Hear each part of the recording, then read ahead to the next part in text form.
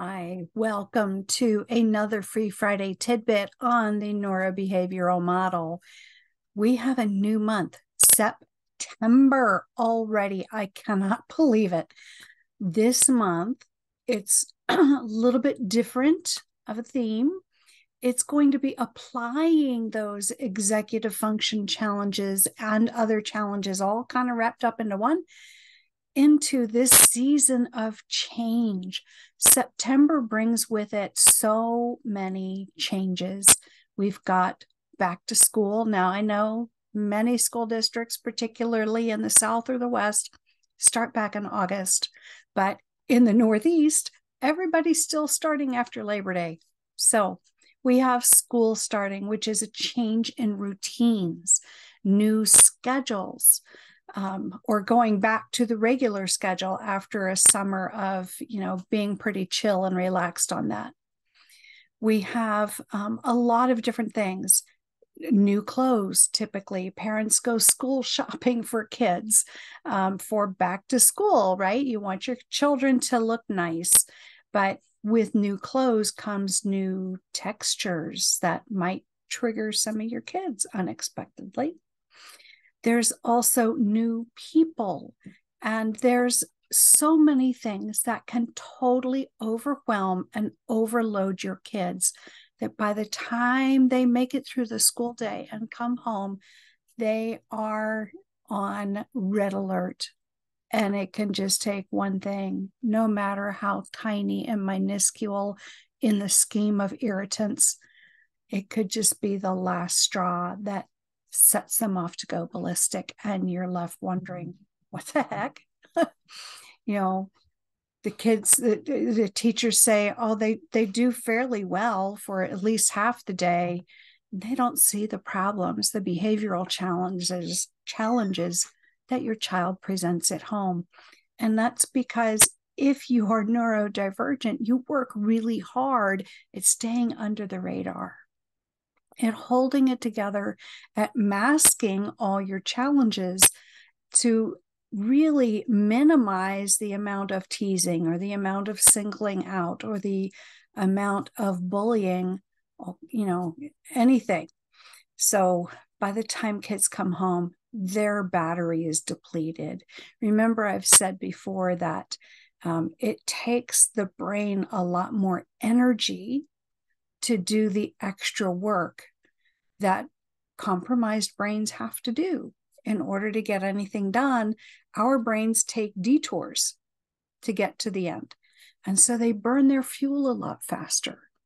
But unless it's in a child's IEP or 504 plan that they get to eat every 2 hours and drink water every 2 hours and then use the restroom, then by the time the day is over, the school day, they've got zero left in their tank. They can barely make it home, and they're in starvin' Marvin mode by the time they hit your front door. They get hangry, right? Does this sound like your child? Or maybe, if you're a neurodivergent adult, maybe it's you by the time your workday is over, right? We try to fit in as well. We try to fly under the radar and look as we're competent in all areas, right? Throughout the whole day. And we can do it, but it comes at a price. So fall brings with it numerous challenges.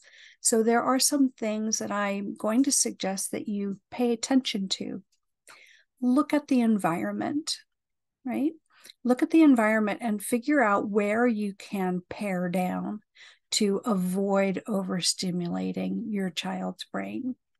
So even at home, there are things that can be overstimulating. So between now and next Friday, I want you to do some homework. I want you to go in your child's room or your room if you are the FASD affected person in your family. Go to the bedroom and 5 times. The first time, I want you to pay attention to everything that you see. How many colors do you see? How many surfaces do you see? How busy is it? How organized is it? What are all the, is there a lot of clutter, right? Clutter comes across to the brain as though it's physically busy, right? So, and it takes a toll. Being in a cluttered environment does take a psychological toll on. I don't know if you've noticed that or not, but think about it. You'll find that it's true. Anyway, so make note of all the different things you see in the bedroom, and then go back in the bedroom again. And this time, I want you to really pay attention to all the different things that you hear while you're in there. Can you hear floorboards squeaking? Can you hear the hum from lighting or from the ceiling fan? Is it making any noise? What is there a lot of noise coming through the windows, particularly if it's an older home and you just have single pane? Is there a lot of noise from outside coming in? Is there the noise of a TV blaring from somewhere else in the house? Okay, leave the room. Go back in the room. And take notes, by the way. The third time in, I want you to pay attention to all the things that you smell. Do you smell dust? Do you smell, maybe is there a wet towel somewhere that you don't know about that's causing an odor? Or if you have a teenage boy, maybe there's some socks somewhere that haven't gotten washed, right? Or do you smell, the room freshener? Do you smell the fabric softener on the sheets? What are all the things that you smell? Do you smell the food from downstairs? Well, if the answer is yes, then you have to think about, is this odor? Well, odor is typically negative. Is this wonderful smelling food something that your child enjoys? Right? Leave the room. Come back in. This time, I want you to pay attention to touch. How many different textures are there in the room? What is soft? What is hard? What is scratchy? What is lush, right? What are all the different textures? And then taste for your fifth time in the room. Taste and smell are really interrelated. So is there anything maybe that's technically a smell that leaves a taste on your tongue? So you're engaging your 5 external senses. Each time you go in, you're focusing on a different one. And then thinking of your child, in which of those sensory systems is your child hypersensitive to? Meaning a little bit of stimuli goes a long way, right? Or which one of those is your child hyposensitive to? Meaning the sensory system doesn't really pick up on much. For instance, some people don't feel cold, or some people don't feel pain, or some people cannot filter out all the noise or filter out the brightness of a room, right? So over the next week, I want you to do that for your room, if you're the neurodivergent person in your family, or your child's room.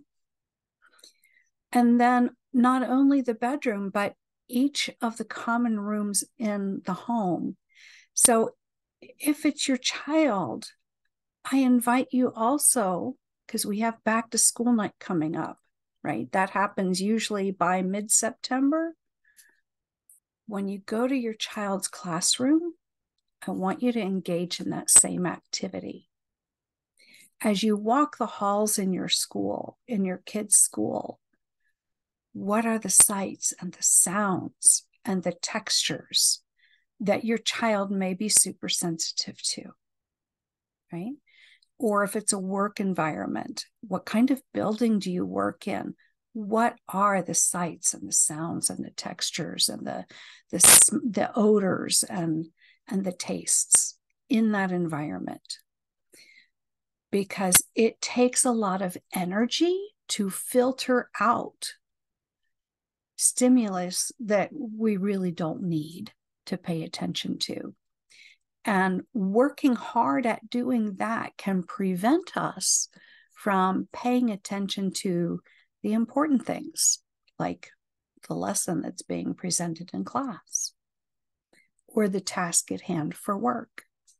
So this is your free Friday tidbit for this first Friday in September. Happy autumn to everybody. Take care. Have a great weekend. Don't forget to come back here to this YouTube channel on Monday for another Living with FASD vodcast. It'll be another good one. Have a great week. Bye-bye.